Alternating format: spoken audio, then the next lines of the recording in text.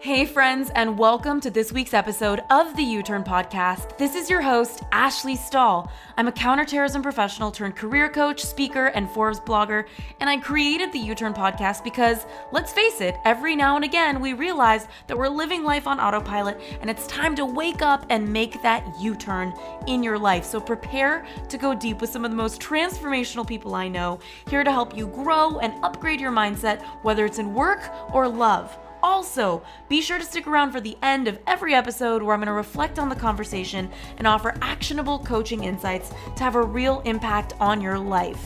In the meantime, we've opened up access to 3 free e-courses on uturnpodcast.com. So head on over there if you want to land a new job you love, find your purpose, or launch your dream business. All of these courses are totally free. All you got to do is head on over to uturnpodcast.com. That's YOUTURN podcast.com. Now let's get started with this week's guest. And I think it's hard for a lot of people, especially people that really love their parents, to talk about this stuff and look at this stuff because you don't want to blame your parents. You don't want to talk bad about your parents or think poorly about them. But this is really actually, if you do the work that we're going to talk about, it will bring you closer to your parents. It will help you to love them more. It will help you to forgive them, and it will help you to stop dating people like them. So just give yourself, that was one thing that was hard for me, is I really felt my parents gave me a great life and loved me a lot. And when I started to go into personal development work and my coach was like, all right, you need to write an FU letter to your mom and an FU letter to your dad. You're never going to mail it, but we need to start getting your anger out and what you're upset about with your parents. I felt like I was betraying them. I felt like I can't possibly do this. However, I learned that by not looking at some of the core wounds I had with each of my parents, it was actually preventing me from getting to a place of love and mature relationship that I really wanted to have with them.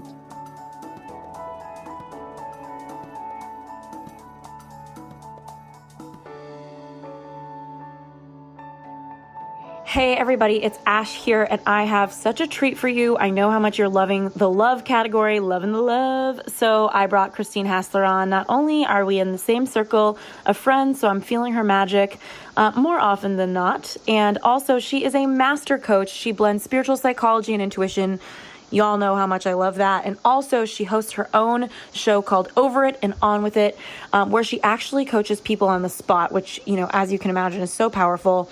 She's the author of 20-something, 20 Everything, as well as Expectation Hangover, and she's a speaker, and of course, an overall amazing human being. And I figured we could talk about how to overcome your blocks to finding true love, because she just called in her partner is getting married, and it's just such a beautiful partnership to watch. And there's some core wounds that I think everybody has that blocks them from really stepping in to the love that they want. And so, Christine, thanks for being here. I'm so excited. Oh, thank you for that incredible introduction. I'm very excited to be here too. Whenever I see you, Ashley, I just light up because you always make me laugh and you always inspire me. So just thank you for just who you are. Thank you so much. Honestly, it's really fun to talk to you about this, and I feel myself being like, okay, we all have core wounds, so I'm like, okay, I've been joking with everybody who's listening. I'm like, all right, this is Ashley's coaching hour, because I use myself as an example in service, and so knowing that you spot coach people on a podcast, I'm like preparing for the truth right now. Great. Great, I love it. So I know you've had quite a journey, and we were saying before we started recording, you're an OG coach. You've been at it since 2004. I started in 2010. So it's just so interesting to talk to you and hear about your life. What brought you to coaching? What experiences were so key for this? My own wounds, my own past. So I grew up, and I had a lot of different things happen to me. And one of the things that was pretty substantial in terms of forming the story I told about myself and the world was a bunch of girls turning against me in 4th grade and passing around a note about how not to be my friend and all the things were wrong with me. And I went from thinking that I was liked and thinking that I belonged to feeling like there was something terribly wrong with me and that I didn't belong. And I also was diagnosed with depression at 11 and medicated for it. I also have some abuse in my past. And so all of those things that happened before the age of 12, and P.S., most of us are core personality is formed by age of 12. Like our brain is fully programmed. So anything that happened to you before 12 pretty much is still programming you as a 35-year-old or whatever age you are as a grown-up until you go back and deal with it, which we're going to be talking about today. So I was just, as an adult, carrying around a lot of limiting beliefs about being damaged, being broken, not being liked. And whenever we carry around a lot of those painful beliefs, our ego, or basically our survival, the survival part of us, which is basically our ego, has to come up with some way to feel safe. Like some way to feel like we can compensate for all the things we believe are wrong about us or not enough about us. I call these things compensatory strategies. So my particular compensatory strategy was, well, if no one likes me, and if I don't fit in, if I'm damaged goods, and if I'm broken, then I'm just going to achieve. So I became an overachiever, and I thought that my value was completely dependent on what I could do. Not who I was or anything like that, because remember, my limiting belief is I'm not enough, something's wrong with me, I'm damaged goods. So that compensatory strategy of, well, I can get good grades, I can get into a good college, I can have a successful career, I can make money, I can get stuff done. That became my whole identity. And when I wasn't achieving, I was terrified, because without achievement and without success and without a goal to check off my list, all those feelings of emptiness would come back up. So I avoided my pain by doing. Very common for many of us. And I did. And I graduated from college and I moved out to LA when I was 20, and I worked in the entertainment industry because that's the perfect place to go if you're desperately insecure and need validation, is go work in Hollywood. So I worked my way up, and I was promoted by the age of 24, just before my 25th birthday to agent, youngest female agent, I think, ever. And I had this great life. I was dating the head of a movie studio. I was making, six figures at 25 years old. I was Oscars, Golden Globes, private jets, hanging out with celebrities. And I still wasn't happy. And I kept checking things off the list and still wasn't happy, and was still medicated for depression, was dealing with a lot of body image stuff too, because that's another thing that comes up. If anything traumatic happened in our childhood, particularly abuse, a lot of us will have eating disorders or body image stuff, because any situation in which we felt out of control, and any kind of abuse or chaos makes us feel out of control as a young person, we will adopt, again, compensatory strategies to feel in control. And having control over our body with an eating disorder or body image or whatever it is, like that's kind of the way our psyche tries to get control back.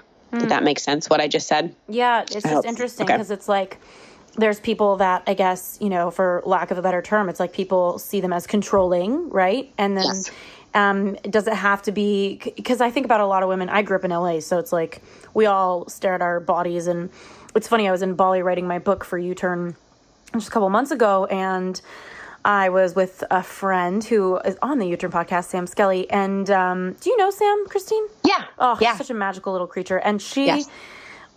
She teaches emotional eating, so that's really funny because I have my snackcidents. And I was looking at a shirt and I was like, oh, I need a way bigger size than that. And she's like, what are you talking about? Like, you're not that size.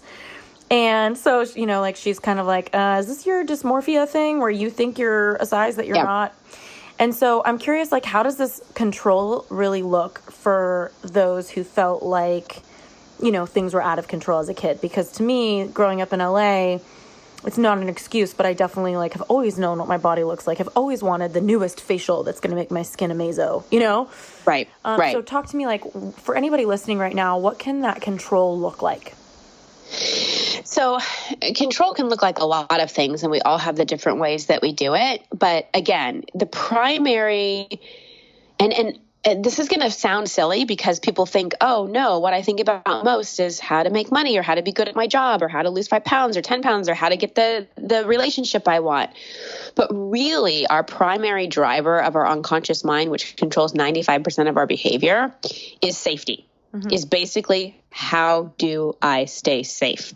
And because we don't live in a world where we're looking for shelter or food or any of those things, how we stay safe is to feel like we belong, to feel like we're validated, to feel like people like us, to feel like we're accepted, to not feel like someone's going to judge us or someone's going to hurt us. So control is basically any way that we think will keep us safe. So some people, like, you might be controlling in terms of your body or physical appearance because you decided at a young age to thrive in this system, to survive in LA, I need to look a certain way. For other people, it might be they had abuse or they had chaos. And so they're like, you know what? I didn't feel like I had any control as a child. So I'm going to be super controlling about my food and my body because that gives me a sense of control, AKA safety.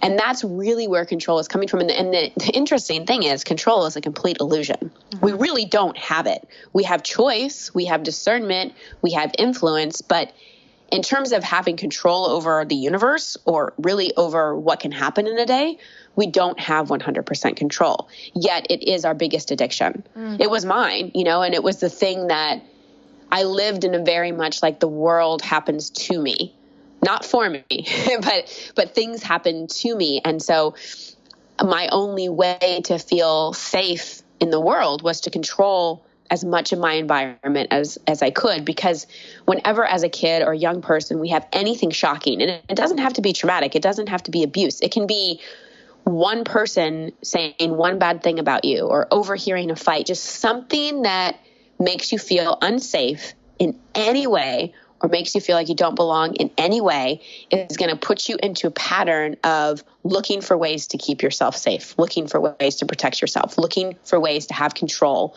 when in that one moment you felt like you didn't have any.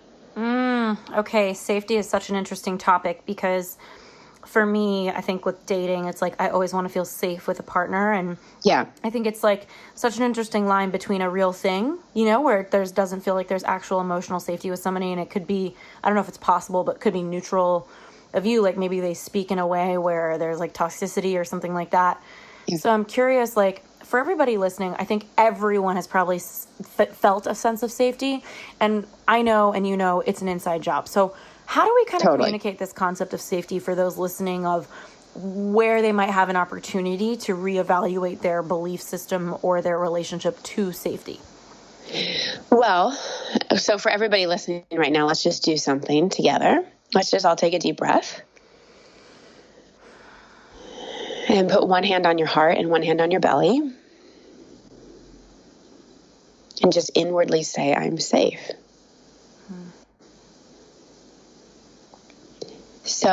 So Ashley, I assume you did that. So did you notice any shift when you did that?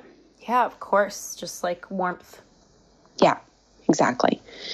So you said it earlier, it is an inside job. And how we create a longer term feeling of safety so we can get out of these compensatory strategies is by going back and healing a lot of the core wounds, doing the inner work.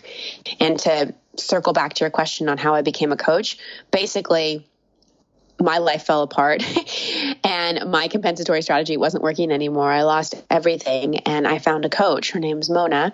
And I started to really get out of kind of psychiatry and psychologists and medicating myself and into personal development and personal work. And I started to experience shifts. And that motivated me to write my first book and then coach people. And so it was really born out of my own journey. But before I could really go back and deal with those core wounds, I had to start embodying the feeling of safety. So that simple exercise that I just took you through is something that everybody can start doing like now. And even, when you're on a date and you start to feel unsafe, like just subtly, one hand to your belly, one hand to your heart, and you can just pretend you're cold or something and just internally go, I am safe. Because until our system, like our nervous system, starts to feel like we can create a feeling of safety inside us, it will be scary to go back and deal with those core wounds. So the first thing we need to do is just be present in our body, take deep breaths, do things that calm our nervous system down so we start to flex that muscle of feeling safe in our body and not looking for outside sources to make us feel that way. Got it. And, I also think for the girl who sometimes we can spiritually bypass, right? Where we will say, and for anybody listening, if you haven't thought about this idea, it's like I think a lot of people might say something's because personal development encourages you to take responsibility. Sometimes might people be in a connection and they might think to themselves, well, safety is an inside job, so it's not me, it's not them, it's me. But sometimes you're with someone that isn't creating an environment that feels emotionally safe, and it's not necessarily in the extremes, right? It doesn't have to be someone who's like kicking you in the face or like telling you you're awful. What are some indicators or what can conversations look like for anybody listening who maybe they're dating or maybe they are at work and it's not an emotionally safe dynamic? Like, what are some things that are indicators of that for somebody? Well, the first thing is just how your body feels. Like if you notice that you're driving to work and you're feeling okay, and then you walk into an environment and you see someone or someone says something to you, and all of a sudden you have knots in your stomach, or all of a sudden you stop breathing, or all of a sudden you start itching somewhere. Like the body is one of the best feedback mechanisms to alert us that, like red flag, something's off. A second indicator is if you start going into like patterns that aren't really you, like you start being inauthentic, like you say yes when you mean no. You start people pleasing, even though you're really not a people pleaser. You start being a chameleon. You aren't speaking up. You start contorting yourself into what you think you need to be safe in that environment, to be liked, to not get in trouble, like whatever it may be. And the third thing I would say as an indicator is just your overall like flow is thwarted. Meaning I always know, like when I was dating, when I was overthinking a text to send someone, that was a red flag to me that this is not authentic. This is not safe. Like if I don't feel safe to be myself, like if you feel in some way, shape, or form blocked to just really be you, that's another indicator that something's off, because you're editing yourself. Again, you're back to contorting yourself. You're second guessing yourself, and you're just not feeling safe enough to fully be authentically you. So good and so true. And, just since we're going into like, overcoming blocks to love, are there any other dating indicators for anyone listening, or even relationship indicators, whether you're dating or not, you're in a relationship, that you feel like is really important? Because I think thinking about your text, thinking about what you say, contorting yourself, like, are there different ways that men or women will communicate to each other, or habits that they have with each other outside of, the general, like, okay, I'm not being myself or my body's off, that you find really common, like, especially like narcissistic personalities, stuff like that? Yeah. Well, I think so. Narcissistic personalities, which is basically, narcissists are interesting because they're super charming and super charismatic. And it's not obvious they're a narcissist from the beginning. Yeah. And narcissists actually, especially narcissistic men, love smart, successful women. And I'm so glad I had one short relationship with a narcissist, and I'm so glad I did. I had one too, but it was not as short so you as had your I wish. Initiation. Yeah, it was an indoctrination is what it really was. Really. And you look back on it and you're like, wow. And the best way I can kind of sum it up is you can walk into a conversation with a narcissist knowing you're wearing a blue shirt. And after a conversation with them, you leave the room thinking, is my shirt green? He kept saying my shirt was green. I'm pretty sure it's blue, but maybe it's green. Meaning you just start to doubt yourself. Yes. You start to doubt yourself like crazy. You're gaslighted a lot. You think that like you try to communicate your truth, but then somehow it's spun around and you end up apologizing for it. Yes. And so those are some key indicators that like this person, and if you find that really the focus is on them, like the only time they're talking about you is telling you what you're doing wrong, and then the rest of the conversation is about them and their life and what they're up to and what you can do for them, that's another big indicator that the person's probably a narcissist. So important to look at. And for me, it's like, wow, why did I end up dating someone that was a narcissist? Well, there was a little bit of core wounding from my past, and that I had to look at, a little bit of emotional unavailability with my dad. And now we've worked through that. But again, this is the other thing that's so important for everybody listening. you can't look at your relationship with your parents now as like the most important, right? You can't look at you can't say, oh, well, my relationship with my parents is fine now, so it must not be affecting my dating life. It's how it was when you were growing up. That created the programming. So you got to look at what your relationship was like with your parents then. And, you know, for me, I love my dad. He's great. And he was in his head a lot and he worked a lot. And I think I was craving emotional availability. Yeah. And narcissists are not emotionally available at all.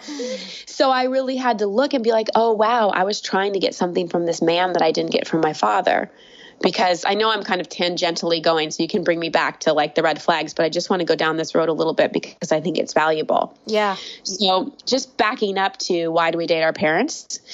Meaning, why do we date people that remind us of our parents or that kind of display qualities that our parents have? Here's why. So when we're born, we know we're connected to, you can call it God, source, spirituality. Like we just know we're loved. We know we're whole. We know we're complete. We're still very connected to the fact that we're spiritual beings having a human experience. But then as we get older and we start to have language and our brain starts to kick in and we start to see the world through the lens more of judgment, good, bad, right, or wrong, we start to project God onto our parents, like they become our gods. So in other words, we deify our parents. Because if you think about it, as a kid, your parents kind of are your God. They're the ones taking care of you. They're the ones whose love you really crave. They're the ones who are responsible for all your needs. And they're the people that are your authority figures. So we look up to them and we deify them a lot. And in that deification of our parents, so much of our sense of like self-love and self-worth and validation is wrapped up in how they treat us and what we did or didn't get from them. So whatever love, approval, validation, sense of worthiness, affection we didn't get from mom or dad, we will go out and look for in romantic partners. And it doesn't matter. Like you might be heterosexual and there might be unresolved issues with your mom. It doesn't matter. You'll still look for mom and a man. Yeah.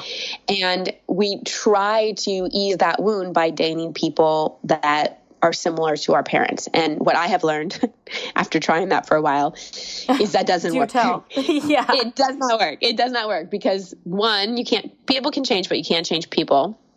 And two, what it will do is we do these things because our soul is trying to heal. Like we're really trying to learn. So we go out and pick people that actually don't give us what we want so that we actually can suffer enough to maybe take a look at some of our issues and stop playing out that pattern. Okay. So there's so much here. I know that we kind of talked before we started recording about the 3 examples, and I know there's so many different wounds, but core wounds that people may have faced if you're listening with your parent and how you're playing it out. And just funny for those of you listening, Christine, like I'm kind of like cringing at myself listening to this because I'm like, oh my gosh. So recently I was dating a guy and he's like my dad reincarnated. Like it's unbelievable. Like little things, like my dad has snacksidents, which is where I get it from. And his entire refrigerator is Girl Scout cookies and chocolate. And he is like this funny little character. And my dad's a funny little character, but he's high anxiety. I was like, wow. Except this guy's going to therapy and my dad wouldn't. So I'm like, wow, I'm really trying to work out my dad in this way.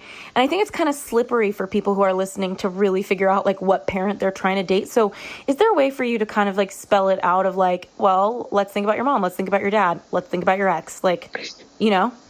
Sure. And when we think about these things, the other thing is like, it's never just one thing, right? We're complex. We're all complex individuals. And I don't mean to say like it's going to take years of therapy and personal growth work to figure out all your stuff. But it does take just some patience and some willingness. And I think it's hard for a lot of people, especially people that really love their parents, to talk about this stuff and look at this stuff because you don't want to blame your parents. You don't want to talk bad about your parents or think poorly about them.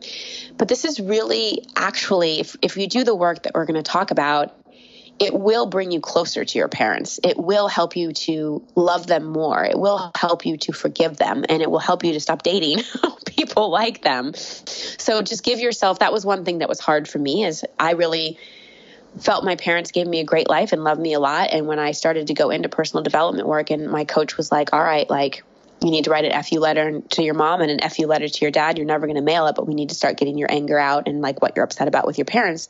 I felt like I was betraying them. You know, I felt like I can't possibly do this.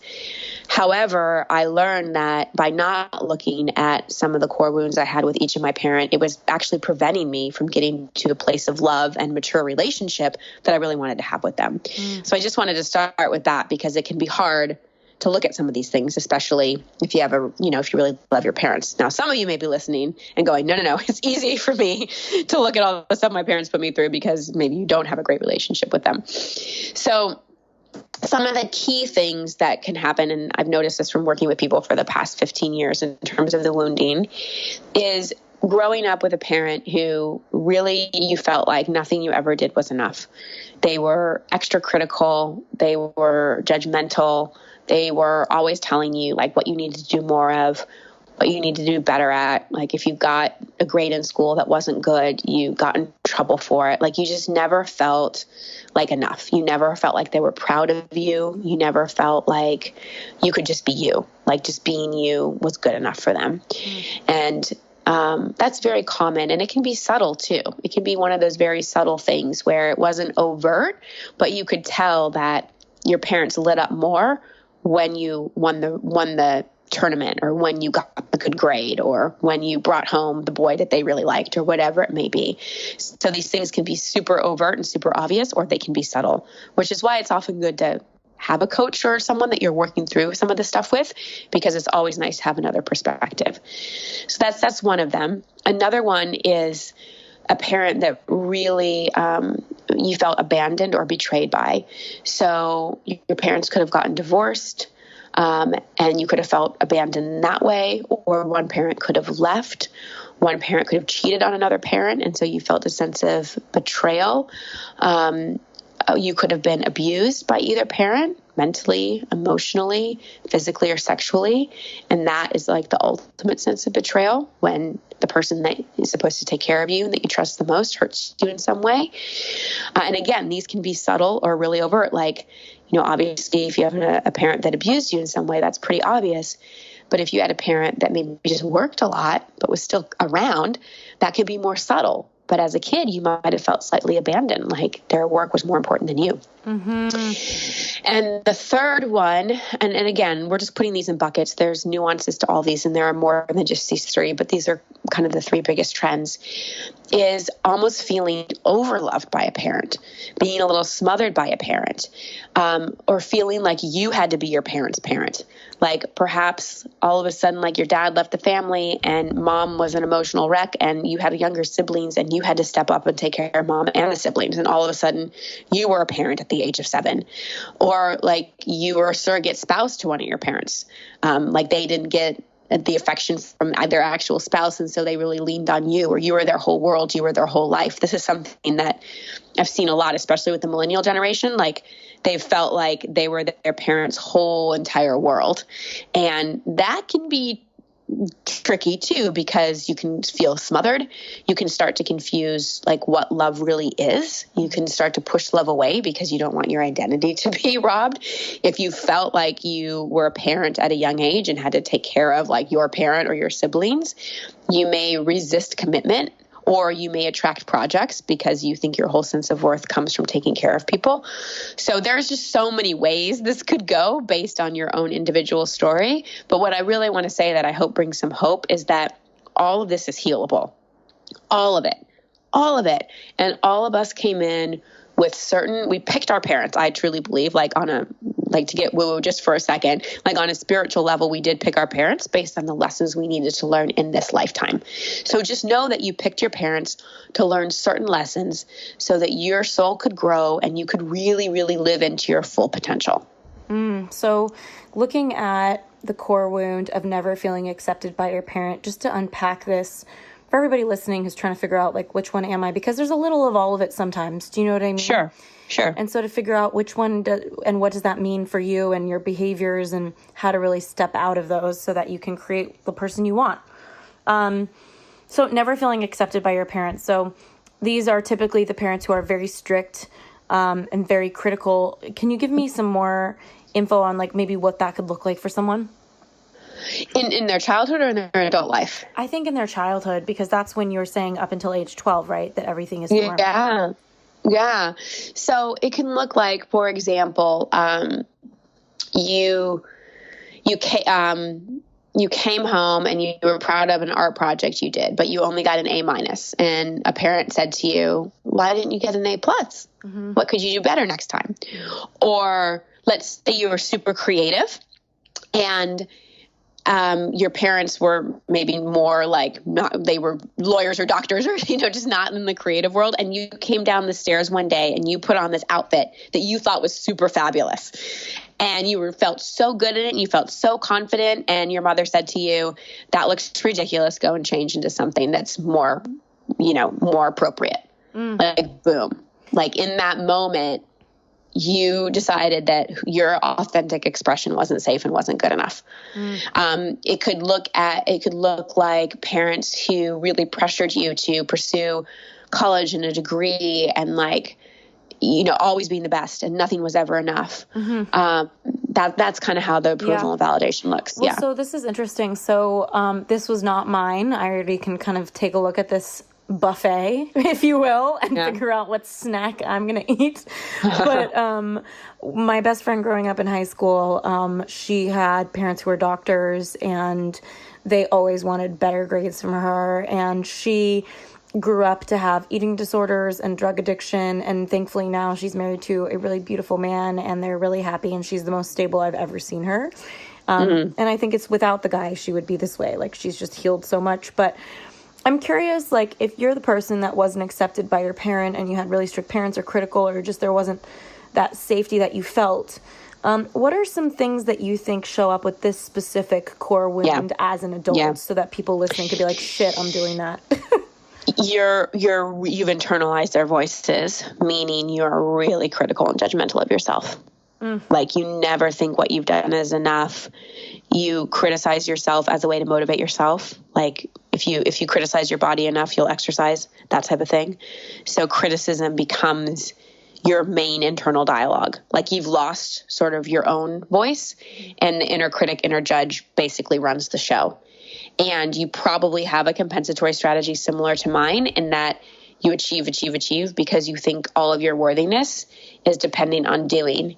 And it feels scary to take risks. Like, let's use the example of the kid who wore their super fabulous outfit and came downstairs feeling all confident and were told they look stupid. In that moment, like their creativity was squashed. So you could be someone in a job that you're there because you think you should and because it's safe and because like that's what society and maybe your parents told you is the right thing to do and that's what you think you need to do. But like inside you're dying because there's this creative part of you that's not expressed, but because that never got approved, you don't think that it's okay to express that part. And then also in dating, how this often looks is you probably experience a lot of rejection in dating. You probably go for the people that are going to reject you the quickest because on some level you believe you're worthless. Like you believe that you're worthless and you like, I know this sounds counterintuitive, but it's almost like unconsciously you look for opportunities to criticize yourself because that's what you're most familiar with. So you'll go for people that either reject you or that are critical of you or are highly judgmental of themselves and you. Hey U-Turners, so sorry for the quick interruption, but I want to make sure you know that this episode has been brought to you by the Job Offer Academy, our e-course to help you land a new job you love. So if you're sick of applying for jobs and never hearing back, and you'd like to try a free version of our job hunting course, just head on over to youturnpodcast.com/job offer. That's youturnpodcast.com/job offer. Now let's get back to this week's episode.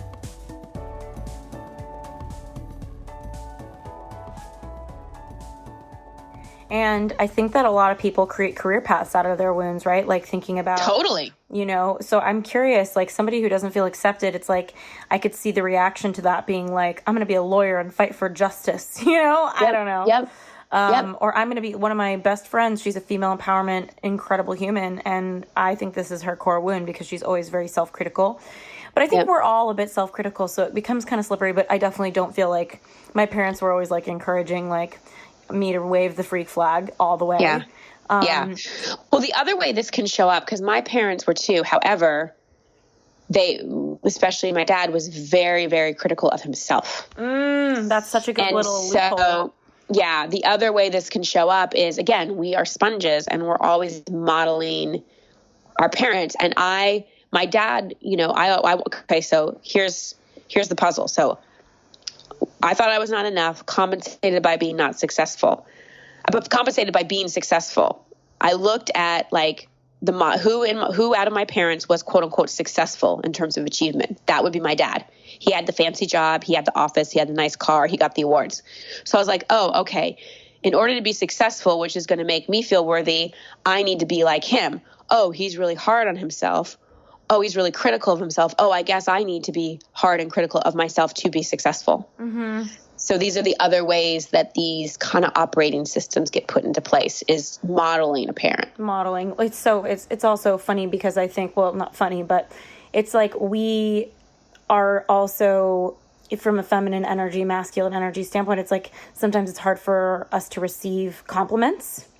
Yeah. And in society, the way that it shows up is you look maybe self-absorbed if you're like, yep, I'm amazing. Thank you for the compliment, right? So yep. Obviously, and that tone is really great for that. But the point being, I think a lot of people struggle to own their greatness because in society that's perceived as egotistical sometimes. And it's funny because my best friend the other day, Nicole, who's a therapist, Nicole Napovar, she was saying to me, oh, Ashley, like, she like complimented something and I said, oh, Nick, I'm trying or something. She said, oh, aren't you going to own it? And finally I was like, yeah, you're right. I'm amazing. Like I joke around with her. Yeah. And she's constantly joking with me saying like, you do own your accomplishments. And so I'm curious for anybody listening who there's a double whammy there, right? Where they don't feel accepted. So they learn to self-criticize just because that's how they learn. And also in society, it's not encouraged for you to own how awesome you are. So what tools can we offer somebody listening right now that is really self-critical? Like, how can they receive a compliment? How can they start looking at talking to themselves differently? Yeah. So I think when it comes to dealing with your inner critic, it's yes, owning your amazingness, but that's a big pendulum swing for the inner critic. And you're right. Like sometimes that can feel awkward because then we're like, am I arrogant now? So it's really, to me, about radical self-acceptance. That's what it's about. It's about like such a deep level of radical self-acceptance of like, wow, like I didn't do as well as I really wanted to in that meeting. And that's okay. I forgive myself and I'm going to ask, what can I learn, rather than like beat the crap out of myself. And to also know that criticizing the inner critic and judging the judger doesn't work. It just adds more fuel to the fire. So know that these parts are protecting you. Like they really think they're doing a good job. Like your inner critic really believes it's keeping you safe, it's getting shit done, and it basically is giving you the results you want in life because you've been using it as a protector and a driver for so long. And so it's just even accepting your inner critic, going, thank you, inner critic. I know all these years you've been protecting me. I know you think you've been motivating me. And I just ask you, let's just say together, I'm doing the best I can. Right. I'm doing the best I can. So it's talking to that inner critic honestly like a 5-year-old child, because for most of us, the inner critic got formed at around 5 when we started to learn good, bad, right, wrong. And it's like talking to it with the patience of a loving mother. And this is where, back to the parent thing, we can't change our parents. We can't change our past. And how we really attract healthy relationships, especially romantic relationships, how we stop dating our parents basically, is we become that loving mother, that loving father that we always wanted inside ourselves. Like everything that we didn't get from our parents, we parent ourselves in that way. And the more we do that, the less the need for that inner critic is there, because basically, again, the inner critic thinks it's keeping us safe. It, in a way, becomes a parent. So if you really rev up that inner mother, inner father inside of you and think about everything you wanted from mom or dad that you didn't get and really give that to yourself, then then you'll create a feeling of safety inside yourself, and that inner critic won't need to be there so much. Beautiful. And, for anybody listening, I'm sure they're thinking, okay, this is mine or this isn't. The second one I think is mine. And so I would love to talk about it just because I can speak from what I know. Abandonment or betrayal by a parent. So that could be divorce, leaving, abusive. It also can just be somebody, like in my case, I believe, and you can correct me here, Christine, is like my dad had a lot of anxiety when I was a kid. He lost his company and he was very distracted, always on his phone, always in a panic. And even as an adult now, this has been my work. And I think this is what brought me to personal development, is like wanting to heal from feeling this like constriction in my chest and this hunger for love. And so I'm curious for you to paint like a whole picture of what does that look like? Because I know there's a whole spectrum. It's like my parents are happily married. They're not divorced and nobody ever left the house. My dad even worked from home when he was having his panic attacks, So he was around. So I would just be curious to hear about that. Yeah, and thank you for sharing that, and that you already have so much insight on it, and it makes so much sense that in a way you did feel abandoned, because abandonment doesn't necessarily mean someone physically leaves us. It means that we feel, again, we don't feel safe. We feel like the primary caregiver isn't capable of giving us the care we need and meeting our needs. And so in your experience, Ashley, like your dad, even though he was physically there and your parents were married and all that kind of stuff, you being around him panicking affected your feeling of safety. Because here's dad, who, especially the man, who's supposed to kind of keep it together and give a feeling of safety. You could feel his anxiety, because kids we're so super sensitive. We pick up everything. And so in that way, you did feel abandoned a little bit because you didn't feel completely safe. So that's one of the ways it can show up, is if like a parent isn't present either physically or kind of emotionally. And it can look like even if your parents got divorced and you saw both parents and it was an okay divorce, it's so hard for little kids not to think it had something to do with them. And so that's another way you can kind of feel a little bit of abandonment of like, why wasn't I enough for them to fight for it? Like, why wasn't I enough for them to stick together? And so that can perpetuate a feeling of like worthlessness and like not enoughness. And then when we look to betrayal, some of the things I mentioned about abuse and neglect and a parent cheating on another parent or a parent lying to you in some way, again, these really show up in terms of trust issues. Like, it's really, really hard to trust people and to really let people in and really be intimate when this is one of your core wounds. Doable. Again, everything we're talking about is healable. But if you relate to any of the things I'm saying and you have a hard time really, really letting people in, or you let in toxic, unhealthy people, those are probably indicators you resonate with this one. And when it comes to the outside manifestation, kind of like we talked about with the other core wound of the parent that didn't accept you. So for the person who had a parent who wasn't emotionally available to them, whether that looked like divorce, leaving, abuse, or just the person like my dad who was just freaking out about his career path and I was the recipient. What is that, you were saying like dating people that aren't available. What are some other manifestations of somebody who may have this core wound in the way that I've processed mine? Yeah, like a constant feeling of anxiety, like a constant feeling of worrying, when is the other shoe going to drop? That would be the biggest one, like really wondering like when the next blow was going to come. And also like a feeling of feeling lonely, like a feeling of feeling lonely and a feeling of, unlovable is a strong word, but that's kind of how it feels. Like you kind of feel like, gosh, am I worthy of love? Does anyone really love me? And even doubting people when they do love you. Because again, with abandonment and betrayal, sometimes you have that misunderstanding that you're not enough in some way. Beautiful. And like, how does somebody, so I've done so much healing and I'm really grateful to myself that I've like invested this kind of time to be this aware. But I know a lot of people listening, they're not working in personal development, and obviously they may want to do it because they're here listening to this podcast. But I think it can be quite daunting if that's your default setting, that you tend to feel like the other shoe's going to drop. You're on high alert, which is like, fight or flight. So what can somebody do right now that's kind of identifying with this and they're thinking, yeah, my parents weren't around in the way I needed them to be? And everybody has had that experience in some way. Sure. But what are some recommendations? So the exercise we did earlier with one hand on your heart, one hand on your belly, I am safe, I'm enough, I am loved, like saying those things to yourself are really important, because the thing with this particular one is it triggers a fight, flight, or freeze pattern. It's very oriented in the nervous system. So you want to do things that help really like calm down your nervous system and make you feel safe in your body.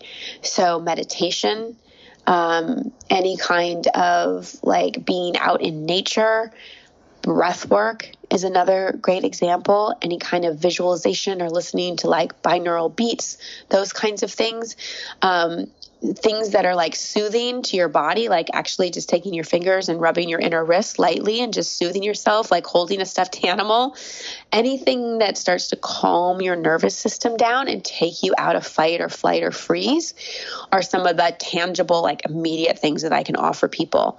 After that, it's really about, I'm sure you wouldn't be where you are today, Ashley, without your coaches and personal development. It is about having support and having guidance and having tools, because sense abandonment and betrayal really triggers that, like, I'm alone, I'm on my own feeling. Having a really good support system around you and feeling safe in that support system and feeling like you have people that you can trust with even your most vulnerable stuff is really, really important to working with this one. Yeah, exactly. I think like for me, that's why community has been so healing. I'm also a bit of an extremist when it comes to friends. And I think that's how I've learned to manage my time. For those of you listening, it's like I'm very much like I'm in or I'm out. And that's how I've been a really amazing friend, because I don't have my energy leaking anywhere. Like I'm not at a dinner that I feel medium about pretty much at any point. Yeah. And sometimes my healing is to like find the middle ground.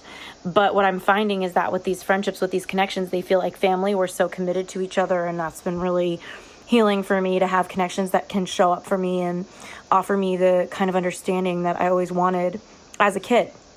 And and so I'm curious, just this third core wound, you talk about enmeshment from a parent. And I had a boyfriend who had this. And so this one's giving me like a weird little smirk. So tell me about this one. Well, how did it show up with your boyfriend? His dad just like had a dad that didn't do anything for him. And so the dad interpreted that as, I'm going to do everything for him. And this guy didn't even go to the gas station to pump his gas. Yeah. Like the dad would wake up and like fill his gas tank and get him groceries before he woke up. And so I actually like couldn't date him anymore, because I just was like, I don't like respect your manhood. Like I feel like, and so he has low self-esteem, I think, or maybe not anymore, hopefully. Because overall, it's a really good guy. So I'm curious how this looks, but I feel like I've been in this world. You're like, I know this one. Well, so you gave a great example of one way that it can look, is showing up and just feeling like basically it's adultolescence. It's never really growing up. It's kind of this feeling of never individuating. And so when we don't individuate, we don't have a lot of autonomy. We're not big self-starters. This can also look as, so some of you listening, you may be like, well, I wasn't that spoiled. Like I didn't have a parent that did everything for me, but they were kind of a mesh. And a mesh basically means that you were like a little too close. There weren't clear boundaries of I am the parent and you are the child. And there was some emotional manipulation too. Like, for example, let's say you did something as a kid, I don't know, lied on a test or something like that, just something silly that kids do.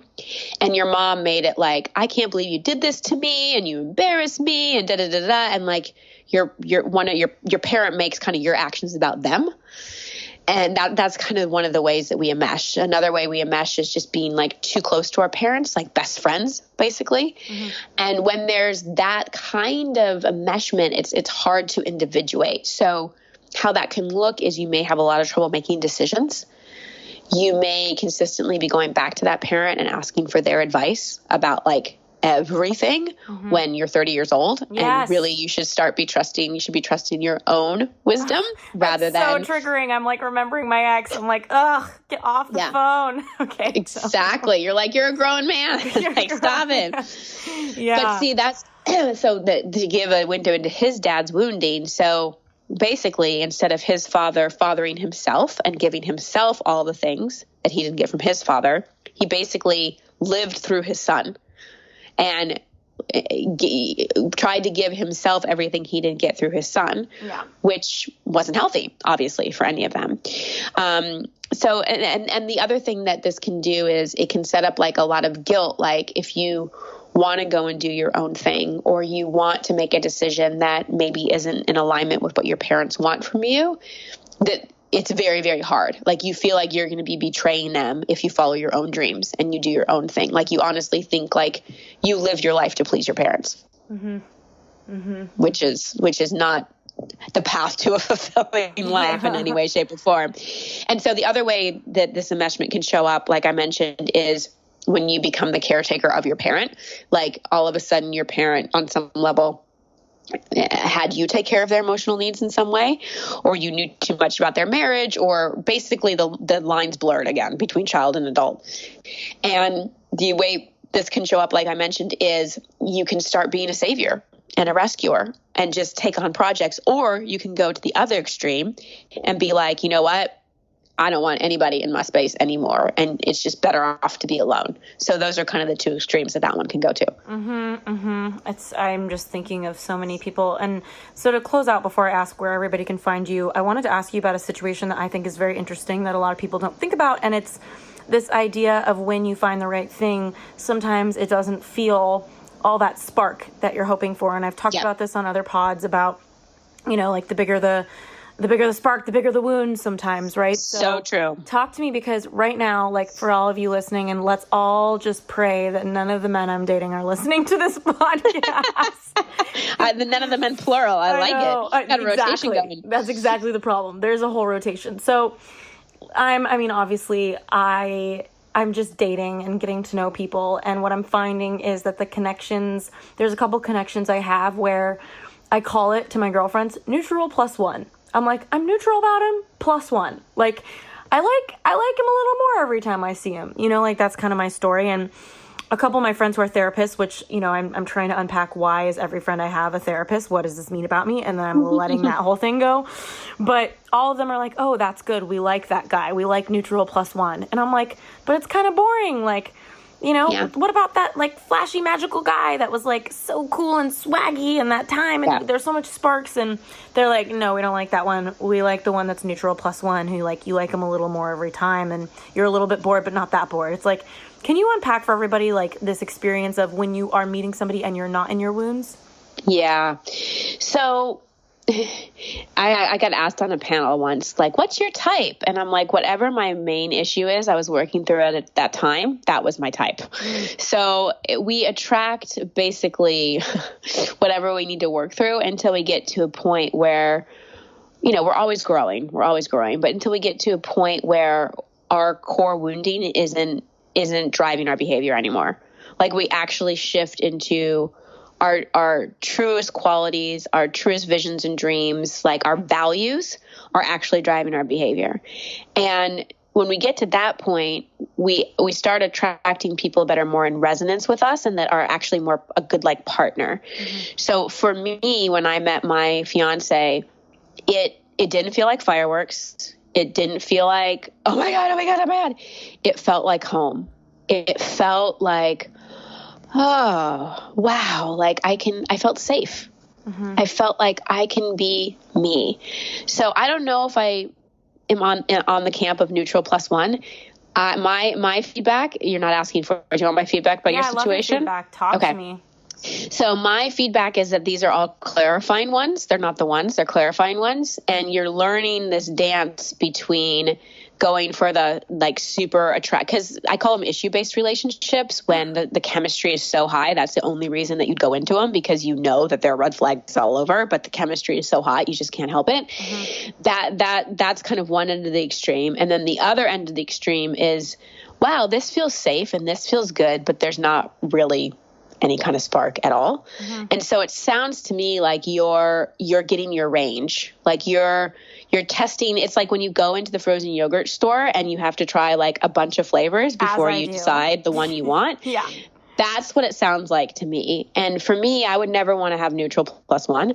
I want to feel like home. And so I tell everybody, like, when you feel home, when you feel safe, when you can feel like you can be you and you want to jump the person, that's when you nailed it.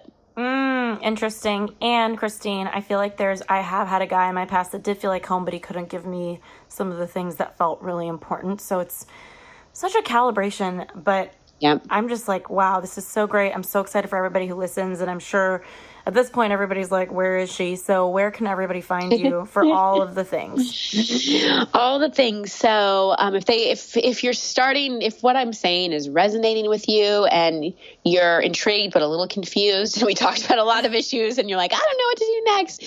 My personal mastery course, if you just go to christinehassler.com/mastery, really unpacks this all for you. And in that course, you get monthly coaching calls with me and Facebook Lives and a live retreat every year. So there's a lot there. And if you just want to learn more about my work, you can go to christinehassler.com and get my free coaching assessment. And definitely follow me on Instagram. That's my favorite. And check out the podcast Over It and On With It. A lot of these issues that we talked about will start to become more clear if you listen to the podcast, because you actually hear me work with people unpacking all these things. So good. Thank you so much for being here. And everybody, thanks for listening. Thanks, Ashley.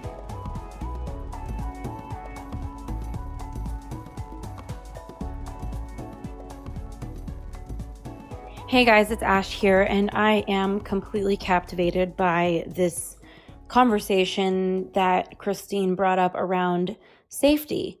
And I thought it was really interesting that she said she knows she's in a good connection when she's not thinking about what she texts the person.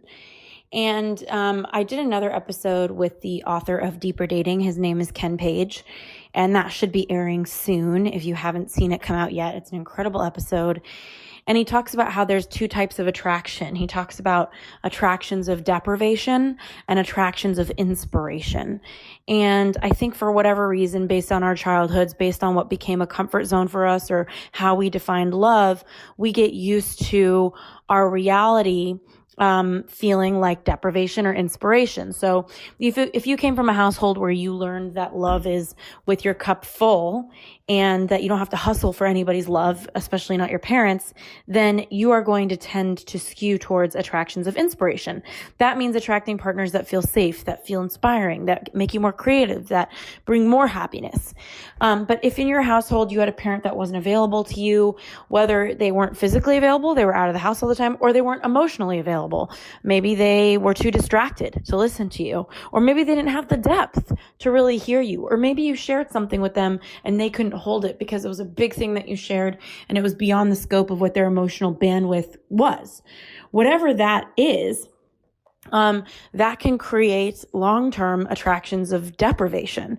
And what that looks like is, for whatever the reason, we're attracted to people that can't be there for us and can't really love us the way we want to be loved. And instead of accepting that, we stay with the person and we try to fix it. We try to play something out. And that's why my invitation for you today is to start to evaluate where you're at in your relationship, where you're at in your friendships, where you're at in your dating life. If you're dating, are you attracted to people who inspire you or deprive you? Are you interested subconsciously in the chase? And if you are, that's the work. That's when you start to look at, like, what was it like growing up in your household? Were you deprived in some way or starved of a connection that you wish was there? And how are you playing that out in your love life? Because the way we do it is it becomes a comfort zone for us. People, quote unquote, feel like home, when really we're just chasing familiar feelings that don't really work for what we really want in life. So I hope you kind of think about these things. I thought this episode was amazing, and I really just love Christine's vibes. And I'm so grateful that you listened in.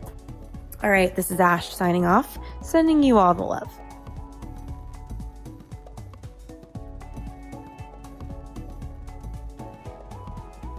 Thanks again for tuning into this week's episode of the U-Turn Podcast. We keep really detailed show notes at uturnpodcast.com. So if our guest mentioned a book or a resource that you're interested in, you'll be able to find that there. In the meantime, if you were inspired by this episode, if it made an impact in your life, we would be so grateful if you subscribed and posted a review for us on iTunes. Rumor has it on the street, the more reviews we get, the more subscribes we get, the more we can grow and get our impact out there in the world. In the meantime, I'd love to hear from you at Ashley Stahl on Instagram. I'm so grateful for connecting, and I look forward to next week's episode.